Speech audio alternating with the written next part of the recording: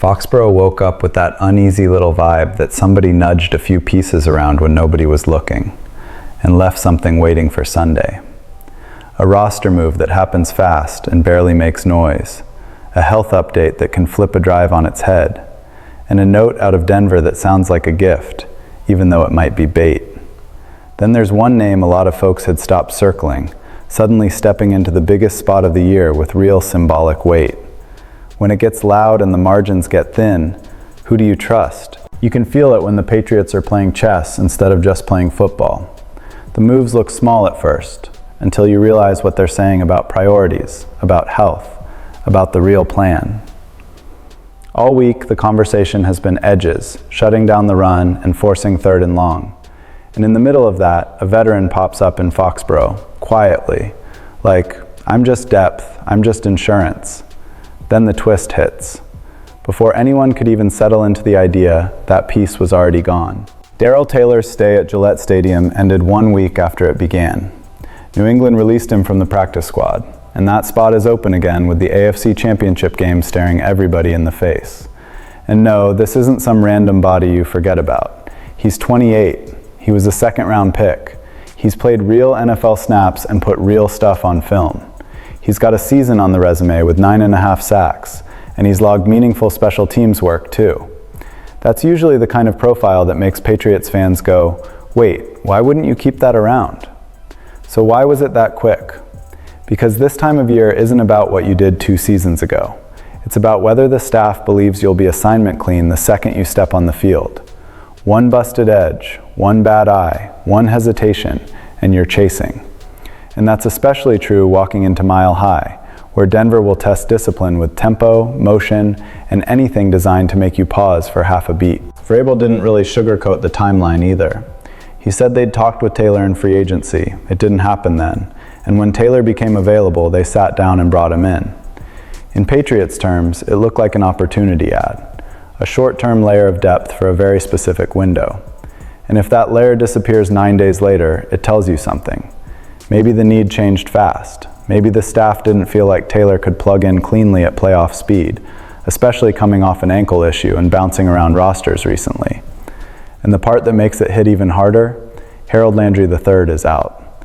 When your top sack guy isn't playing, you'd think every extra edge rusher would matter. But Sunday isn't only about who wins the one-on-one.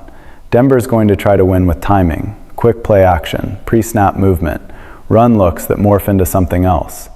If the edge hesitates, the cutback lane shows up, and the defense is suddenly running from behind. So this isn't just a thanks for stopping by move. It reads like the Patriots tightening the roster for what they think this game is going to demand. Now tell me this, is it just a last-second tweak, or does it scream that Vrabel already knows exactly what buttons to press to squeeze Denver's offense?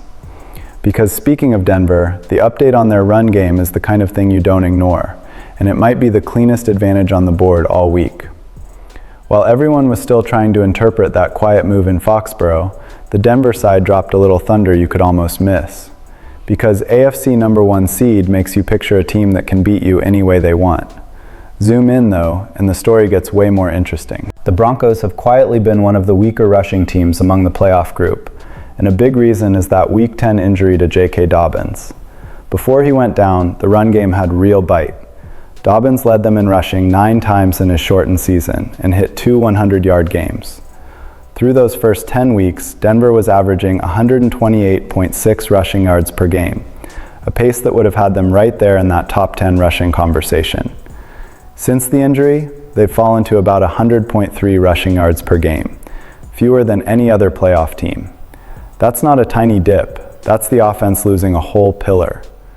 Earlier this week, there was talk Dobbins could be ready when the Patriots walk into Mile High, with a Super Bowl trip on the line. You know how those storylines make everybody tense, because one player can change how you call the game. But the final injury report shut it down. Dobbins is out, and starting quarterback Bo Nix is out as well. For New England, that's as clean a setup as you can reasonably ask for. When it comes to strangling the run, this Patriots defense has been nasty. They held Houston's starting back, Woody Marks, to 17 yards on 14 carries in the divisional round. The Chargers didn't find any breathing room in the wild card round either. Their leading rusher was Justin Herbert, and Kamani Vidal sat at 2.8 yards per carry on 11 attempts. That's what it looks like when the Patriots push you into one-dimensional football and don't blink. Be honest, it also raises the stakes for New England. If Denver can't lean on the run, they're going to try to replace it with quick game, screens, rhythm throws. They'll stress angles, they'll stress tackling, they'll try to speed your brain up. It's a gift, sure, but only if you open it the right way. And that's why the next piece gets a little more complicated. Denver is dealing with losses, but the Patriots are doing their own math. Health, rotations, and who's setting the tone in that locker room when it gets chaotic. Harold Landry III has been ruled out for the AFC Championship game after missing 3 straight practices with that lingering knee injury.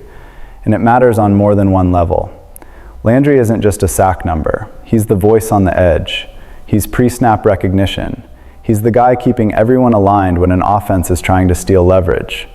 Even last week, with the questionable tag, he played only 11 of 75 defensive snaps. Now he's not going at all.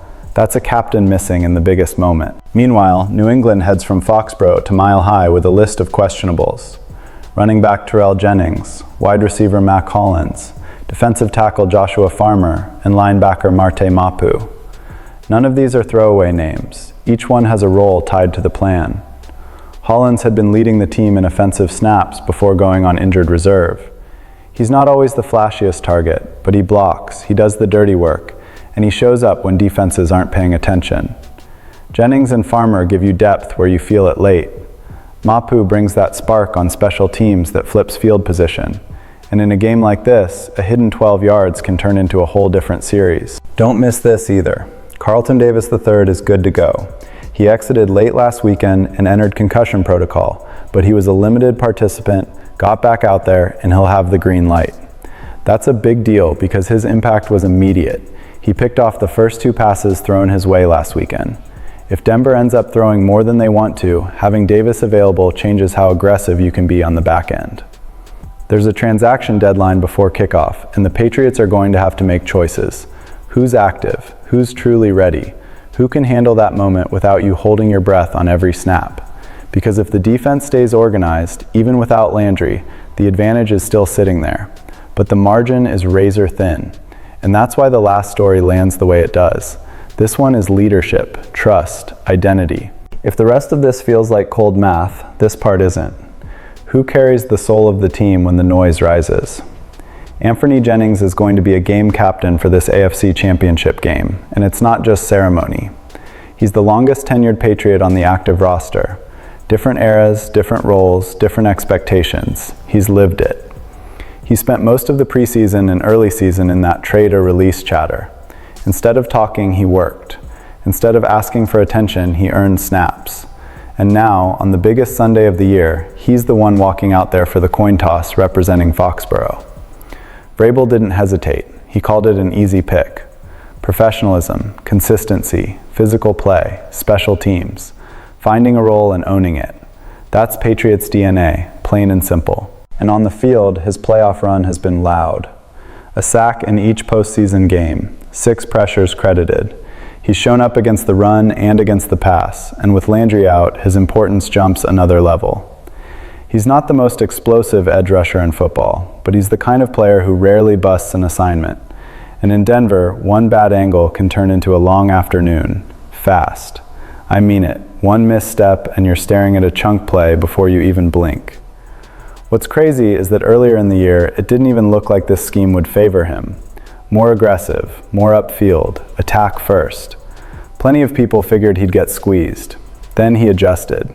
He found ways to win as a rusher with quickness, power, instincts, and he stacked good reps until the staff had no choice but to trust him. That's earned. Think about what that does inside a locker room. A guy who's been doubted, who stayed patient, who stayed steady, gets that responsibility. Teammates feel it. Younger players listen. Veterans respect it. The room tightens up. Jennings said it means a lot, but he's keeping his head down, controlling what he can control. Doing his job, helping the team win. Nothing changes. And that's exactly what you want to hear this week. Because when the game tightens, when the altitude starts to bite, when the offense needs one stop to breathe, you're going to look to somebody. And one of the guys wearing that captain's patch is basically telling you, I'm ready for the moment. So yeah, it all connects.